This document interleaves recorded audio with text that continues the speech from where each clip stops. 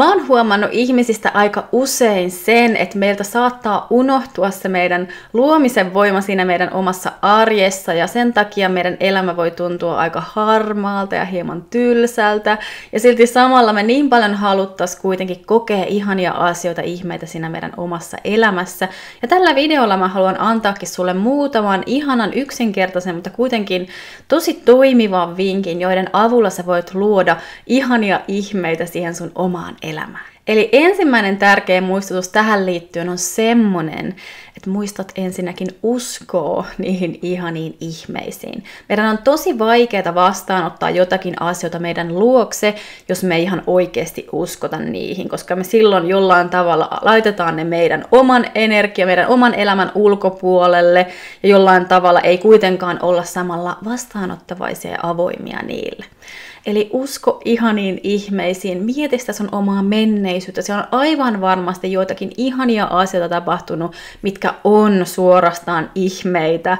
Tai siellä sun nykyisessä elämässä ja nykyisessä hetkessä on aivan varmasti jotakin ihania asioita, mitkä on ihmeitä. Kun sä loppujen lopuksi alat miettimään, niin eikö tää koko elämä ole aikamoisen ihmeellistä aikaa ja ihmeellisiä asioita.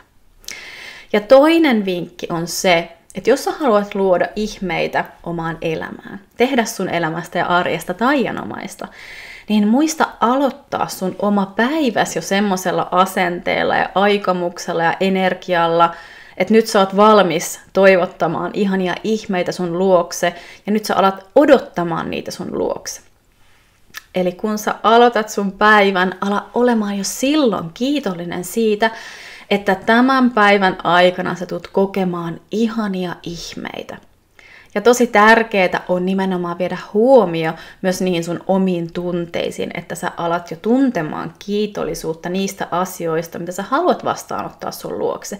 Eli että sä hetken ajan, vaikkapa minuutin ajan, alat tuntemaan kiitollisuutta siitä, että sun tuleva päivä tulee täyttymään ihanista ihmeistä ja sä tunnet niistä jo etukäteen kiitollisuutta, koska sä silloin luot sen sun omaan tulevaisuuteen todeksi.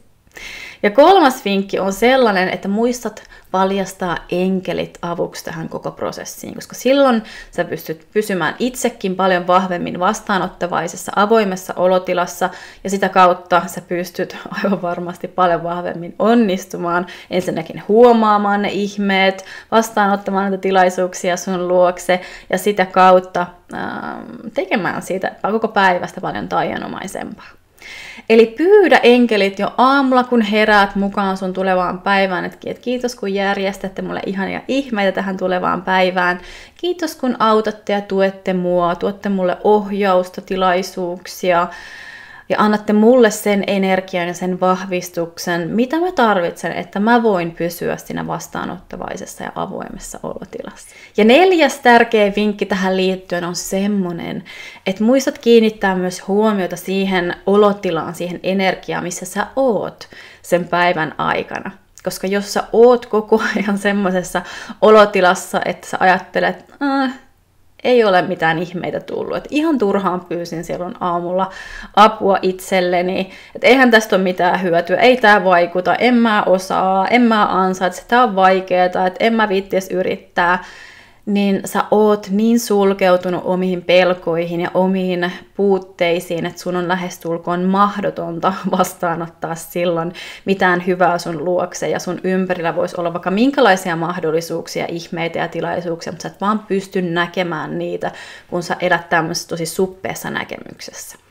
Eli jos sä pystyisit olemaan avoin ja vastaanottavainen ja kokemaan niitä ihmeitä, niin sun täytyy olla kiitollinen, sun täytyy olla innoissas ainakin edes hieman tai ainakin hieman enemmän. Et vähän teet työtä, että sä voisit päästä sitten jonkunlaista ikävästä olotilasta, nousta vähän korkeammalle. Ja yksi semmoinen hyvin toimiva väline ja tunnetila on juuri kiitollisuus, kun sä kiinnität siihen kiitollisuuteen ja huomiota ja alat suhtautumaan kiitollisuudella siihen tulevaan päivään, niihin asioihin, mitä sun päivässä tapahtuu, niin silloin sä alat olemaan koko ajan yhä enemmän magneetti ihanille ihmeellisille asioille siinä sun omassa elämässä.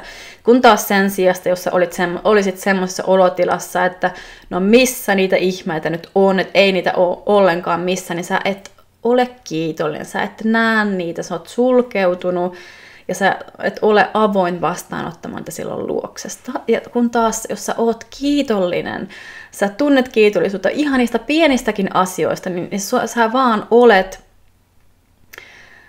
jollain tavalla avoin just sille energialle, sille näkemykselle, kaikki sun ajatukset on virittäytynyt sinne taajuudelle ja sun katse on siellä ja silloin sä pystyt näkemään tai vastaanottamaan yhä enemmän niitä ajatuksia, sitä energiaa ja enkeleidenkin on paljon helpompaa auttaa sinua, koska sä oot itse avoin näkemään sen ohjauksen ja ottamaan sen energian ja tilaisuudet vastaan. Eli tässä oli mulla yksinkertaiset, mutta kuitenkin niin toimivat vinkit tähän aiheeseen liittyen, joiden avulla sä voit luoda ihania ihmeitä siihen sun tulevaan päivään ja kokee, että se arkikin voi olla todella taianomaista, kun sä käytät näitä ihania sussa olevia taikatyökaluja, otat apua vastaan myös universumista ja enkeleiltä. Mä toivotan sulle oikein ihanaa päivää, ihania ihmeitä sun tulevaan päivään. Ja muistathan pysyä kiitollisena ja viedä huomioon niihin ihaniin asioihin siinä sun omassa elämässä ja katsoa sitä sun elämää ikään kuin enkeleiden silmin ja sitä kautta tuntee kiitollisuutta kaikesta niistä ihanista siunauksista, mitä sullakin on sen sun omassa elämässä, eikä vaan.